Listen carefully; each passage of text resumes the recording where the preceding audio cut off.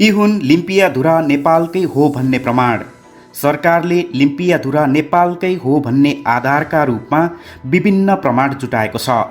132 किसिमका त नेपालको नक्सा मात्रै भेटिएका छन् र कतिपय पुराना नक्सामा लिम्पियाधुरा क्षेत्र समेटिएको छ। नमस्ते दर्शकवृन्द, म अशोक सुजन श्रेष्ठ। जगत टिभीमा आज हामी यो एउटा विशेष सामग्री लिएर उपस्थित भएको छु। कृपया यो भिडियोलाई अन्त्यसम्म हेर्नुहोला र यो भिडियोलाई धेरैभन्दा धेरैजनालाई सेयर गर्नुहोला। अब लागौँ आजको सामग्रीतर्फ। सरकारले सुगौली सन्धि अनुसार काली नदी पूर्वका लिम्पियाधुरा, कालापानी र लिपुलेक क्षेत्र समेटेर नेपालको नयाँ राजनीतिक र प्रशासनिक नक्सा बुधबार लागू गरेको छ। भारतीय कब्जामा रहेको ती भूभाग यसअघि प्रचलनमा रहेको नेपालको नक्सामा थिएन। यो सँगै विश्वको नक्सामा नेपालको मानचित्रको आकार केही बदलिएको छ। भूमि व्यवस्था, सहकारी तथा गरिबी निवारण मन्त्री पद्मा अर्यालले गत सोमबारको मन्त्री परिषदको निर्णयअनुसार बुधबार नेपालको नक्सा जारी गरेकी हुन्। यो सँगै नेपालको क्षेत्रफल करिब 335 वर्ग किलोमिटर बढी भएको छ। यसअघि नेपालको भूभाग 1,47,181 वर्ग किलोमिटर मानिँदै आएको थियो। नेपालको नयाँ नक्सामा लिम्पियाधुरा माथिबाट बग्ने काली नदी पूर्वका गुन्जी, नाभी, कुटी लगायतका भूभाग स्पष्ट देखिनेछन्। नेपालको औपचारिक क्षेत्रफल कति हुने भन्ने बारे प्राविधिक अध्ययन भइरहेकाले 1-2 दिनमा औपचारिक जानकारी दिइने मन्त्रालयले जनाएको छ। सन् 1816 मार्च 4 मा तत्कालीन इस्ट इन्डिया कम्पनी र नेपाल सरकार बीच भएको सुगौली सन्धिमा काली नदी र त्योभन्दा पूर्वको भूभाग नेपालको हुने उल्लेख थियो।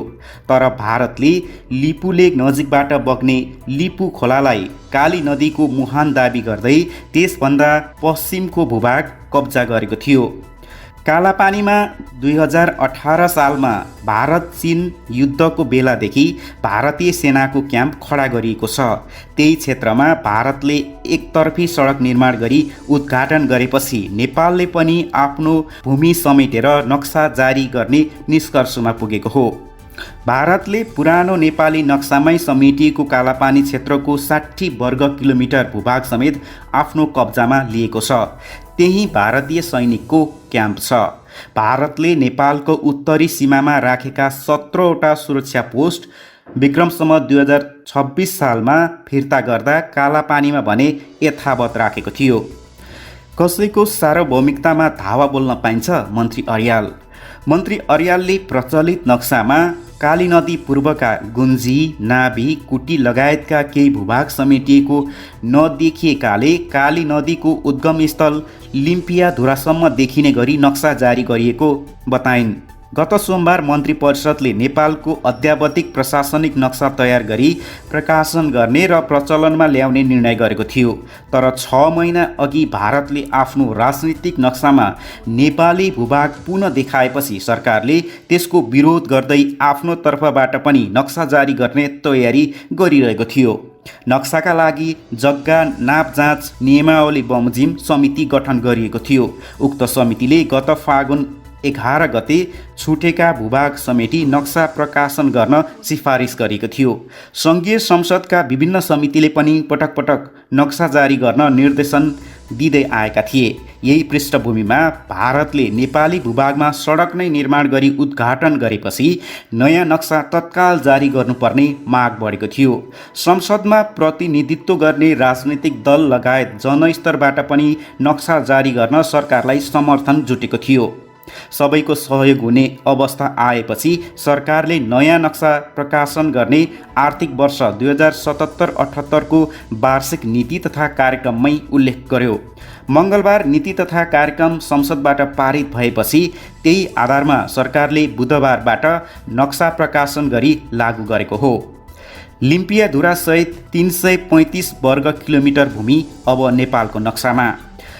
अब सबै सरकारी दस्तावेज एवं पाठ्यपुस्तकमा नयाँ संस्करण बमोजिमका नक्सा प्रयोग हुनेछन्। राष्ट्रको सार्वभौम सत्ता र अखण्डता अक्षुण्ण राख्न देशको सिमानाको स्पष्ट अभिलेख महत्त्वपूर्ण हुने र त्यसका लागि देशको सम्पूर्ण भूभाग स्पष्टसँग देखिने नक्सा प्रकाशन गरी प्रचलनमा ल्याउन अत्यन्त आवश्यक रहेको मन्त्री अर्यालले बताइन्। काली नदीको उद्गम स्थल लिम्पियाधुरासम्म नक्सामा देखिने गरी नेपालको अत्यावधिक राजनीतिक प्रशासनिक नक्सा तयार गरी प्रकाशन गर्ने निर्णय भएबाट नेपाल सरकार आफ्नो राष्ट्रियता र सम्प्रभुताको रक्षा गर्न प्रतिबद्ध रहेको पुनः प्रमाणित भएको छ। मन्त्रालयमा नक्सा सार्वजनिक गर्दै मन्त्री अर्यालले भनिन्।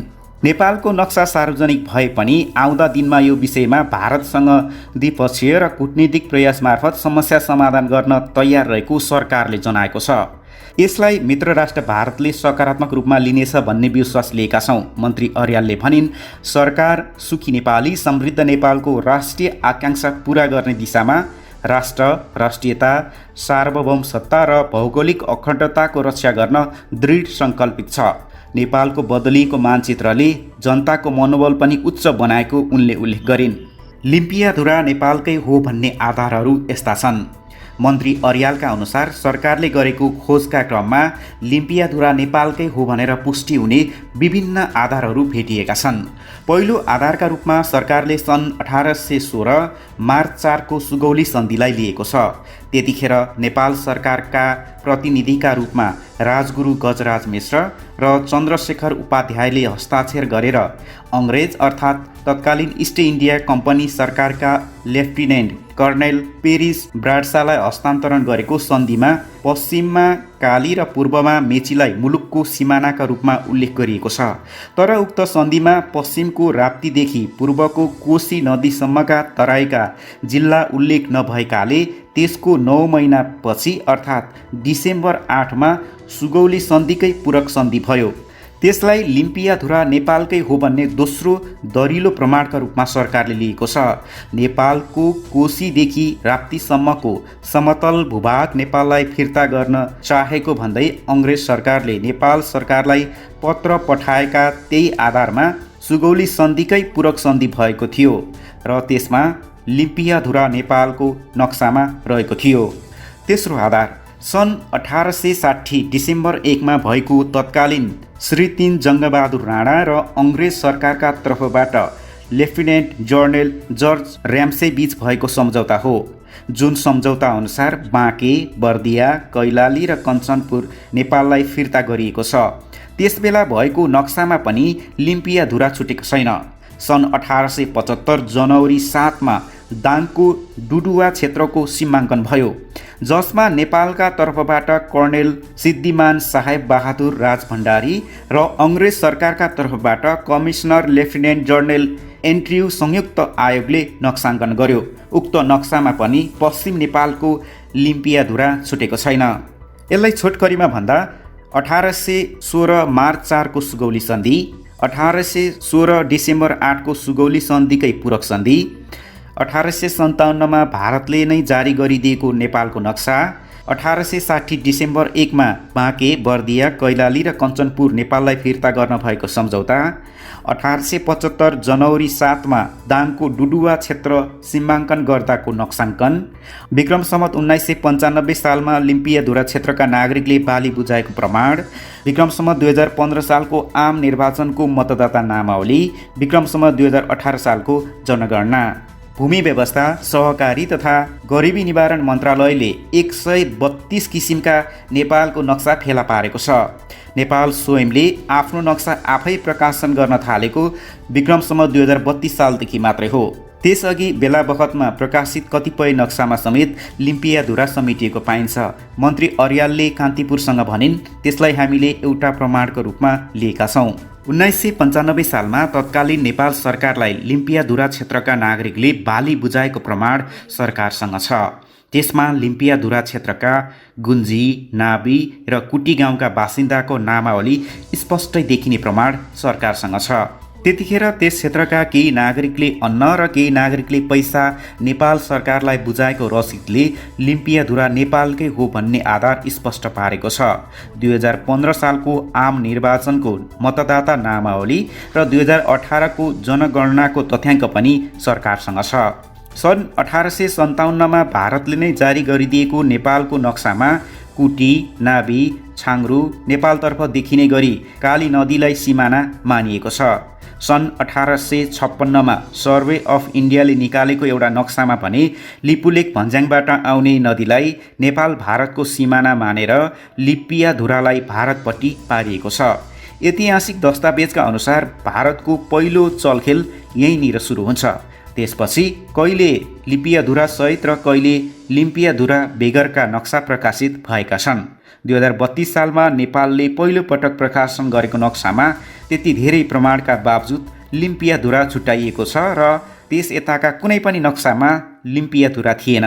हामीसँग यसबाहेक अरू थुप्रै ऐतिहासिक दस्तावेज छन् जसले लिम्पियाधुरा हाम्रै हो भनेर प्रमाण छाडेका छन्। मन्त्री अर्यालले भनिन्, सबैभन्दा महत्त्वपूर्ण कुरा हाम्रो भूमिका सम्बन्धमा नेपालका तर्फबाट अहिलेसम्म कुनै कमी कमजोरी भएको भेटिएको छैन। अन्तर्राष्ट्रिय संस्था र समुदायलाई जानकारी दिइने। सरकारले नयाँ राजनैतिक र प्रशासनिक नक्साबारे संयुक्त राष्ट्रसङ्घ UN लगायतका अन्तर्राष्ट्रिय संस्था र समुदायलाई पनि औपचारिक जानकारी दिने भएको छ। परराष्ट्र मन्त्रालय मार्फत अन्तर्राष्ट्रिय संस्था र समुदायलाई नेपालको नयाँ नक्साबारे जानकारी दिने तयारी गरिएको छ। परराष्ट्रका एक अधिकारीका अनुसार भूमि व्यवस्था मन्त्रालयबाट औपचारिक रूपमा पत्र आएपछि अन्तर्राष्ट्रिय संस्था र आफ्ना कूटनीतिक नियोगबाट सम्बन्धित मुलुकहरूलाई जानकारी गराइनेछ। नेपालले औपचारिक रूपमै नक्सा जारी गरेपछि सबैले थाहा पाउँछन्, तैपनि जानकारी गराउनु उचित हुन्छ, ती अधिकारीले भने। दर्शकवृन्द, यो महत्त्वपूर्ण जानकारी सहितको सामग्री हामीले कान्तिपुर दैनिकबाट लिएका हौँ। यो सामग्रीलाई धेरैभन्दा धेरै नेपालीहरूसम्म पुर्याएर जानकारी गराउनका लागि कृपया सेयर गरिदिनुहोला। धेरै धेरै धन्यवाद।